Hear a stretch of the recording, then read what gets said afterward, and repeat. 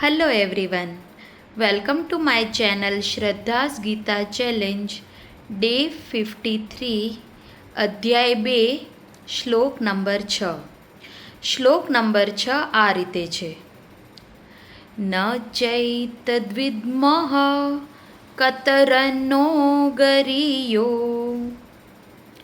યદ્વા જયેમ યદિવાનો જયેષુ આવેન હત્વા ન જિજીવિષામઃ તેવ સ્થિતાઃ પ્રમુખે ધાર્તરાષ્ટ્રાઃ.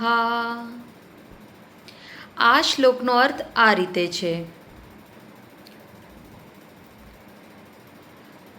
ન ચૈત દ્વિદ્મ એટલે અમે નથી જાણતા. આ કોણ બોલી રહ્યું છે? આ અર્જુન જ હજી બોલી રહ્યા છે. ન ચૈત દ્વિદ્મઃ અમે નથી જાણતા.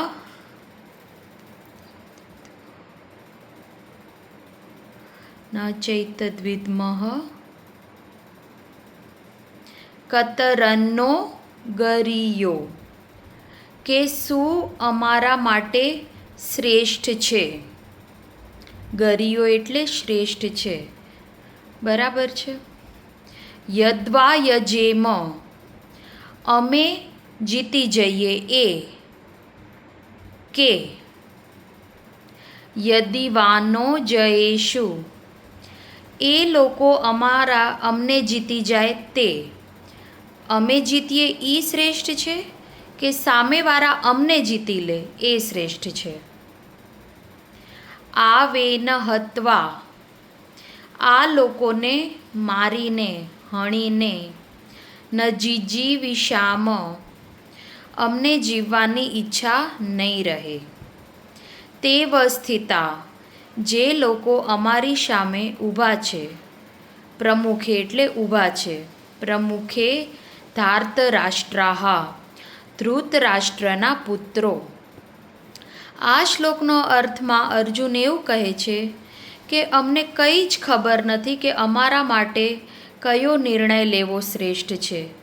અમે જીતી જઈએ એ શ્રેષ્ઠ છે કે સામેવાળા અમને જીતી લે એ શ્રેષ્ઠ છે. પરંતુ એ વાત ચોક્કસ છે કે એ લોકોને મારીને અમને જીવવાની ઈચ્છા બિલકુલ નહીં રહે જે ધૃતરાષ્ટ્રના પુત્રો અમારી સામે યુદ્ધ કરવા માટે શત્રુ રૂપે ઊભા છે એ. આવી ધર્મ સંકટ અર્જુન કહી રહ્યા છે. હવે અર્જુનનું પરિસ્થિતિ કેવી છે કે એ એકદમ ડરપોકતાની રીતે નથી વિચારી રહ્યો. એ બુદ્ધિપૂર્વક વિચારી રહ્યો છે. બરાબર છે. એ બુદ્ધિમાન યોદ્ધા હતા, કાયર ન હતો. બરાબર છે. એટલે એને બે અસમંજસ છે. બરાબર છે કે હું આ લોકોને મારીને શું થશે એમ. બરાબર છે. હવે આમાં આપણે કહીએ ને કે આ શ્લોકમાં 3 મહત્ત્વની વસ્તુ કહેવામાં આવી છે અર્જુન દ્વારા. પહેલું તો એ શું કહે છે કે એ લોકો જીતે એ અથવા તો અમે લોકો જીતીએ એ બંને મારા માટે પરાજય જ છે. કઈ રીતે? કારણ કે અત્યારે જે અર્જુન જોવે છે ને એ એકલું ભૌતિક સુખ ના જોતા ભૌતિક સુખ પાછળ આધ્યાત્મિક દુઃખ જે એને થવાનું છે ને એ વિચારી રહ્યો છે. એ શું વિચારે છે કે અમે જીતી જઈએ. બરાબર છે. તો અમને એટલી ખુશી નહીં થાય કારણ કે સામે જે અમે મારીશું એ મારા વડીલો છે, ગુરુજનો છે, મારા દાદા છે, મારા ભાઈઓ છે. હવે એમને હું મારીને વિજય મેળવીશ તો એ વિજય મને બિલકુલ ખુશી નહીં આપી શકે.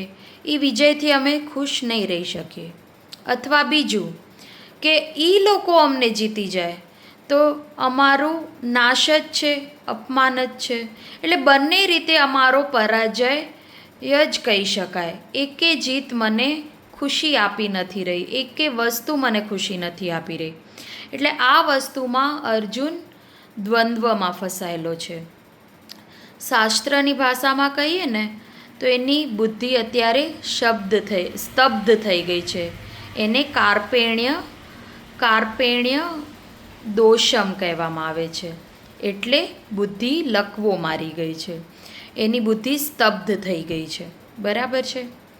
બીજું, અર્જુન અત્યારે મોહના કારણે શું કહેવાય, બુદ્ધિથી વિચારી નથી રહ્યો.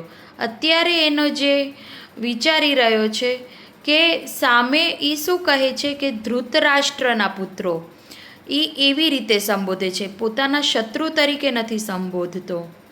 એનામાં કરુણા છે. બરાબર છે. નકર કૌરવોએ એમના ઉપર કેટલા અત્યાચારો કરેલા છે, આપણને બધાને ખબર છે કે કૌરવોએ એમને ઝેર આપવાનો પ્રયત્ન કરેલો છે પાંડવોને, એમને લક્ષાગૃહમાં સળગાવવાનો પ્રયત્ન કરેલો છે, દ્રૌપદીનું આખી સભામાં અપમાન કરેલું છે. આ તે કંઈ નાની વાત છે?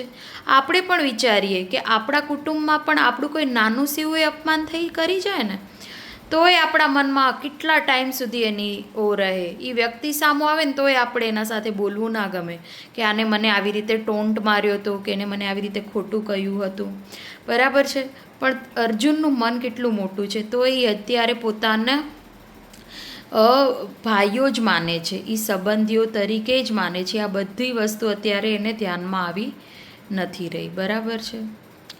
પછી ત્રીજું, અર્જુન અત્યારે બીજું શું વિચારી રહ્યો છે કે 100% એ પોતાની હાર માની ચૂક્યો છે. એ શું કહે છે કે ન ચૈતદ્વિદ્મ, મને કંઈ જ ખબર નથી કે શું અમારા માટે શ્રેષ્ઠ નિર્ણય છે, શું અમારે કરવું જોઈએ. એ સાવ પોતાની શરણાગતિ કે હાર જ માનીને બેઠો છે. બરાબર છે. એને શસ્ત્રો મૂકી દીધા છે, એ હારીને બેઠો છે. એટલે એનો અહંકાર સાવ જતો રહ્યો છે. આ નિરહંકારી વ્યક્તિની વાત કરવાની રીત છે. એટલે એને સંપૂર્ણપણે શરણાગતિ સ્વીકારી છે ભગવાનની, કે ભગવાન મને નિર્ણય નથી લઈ શકી રહ્યો, એટલે હવે તું જ મારી મદદ કર. આપણે પણ ઘણીવાર એવું થાય ને કે હું શું નિર્ણય લઉં, ખબર જ નથી પડી રહી. ત્યારે આપણે અંતરાત્માથી એકવાર તો બોલીએ કે ભગવાન તું મારી હવે મદદ કર. બરાબર છે.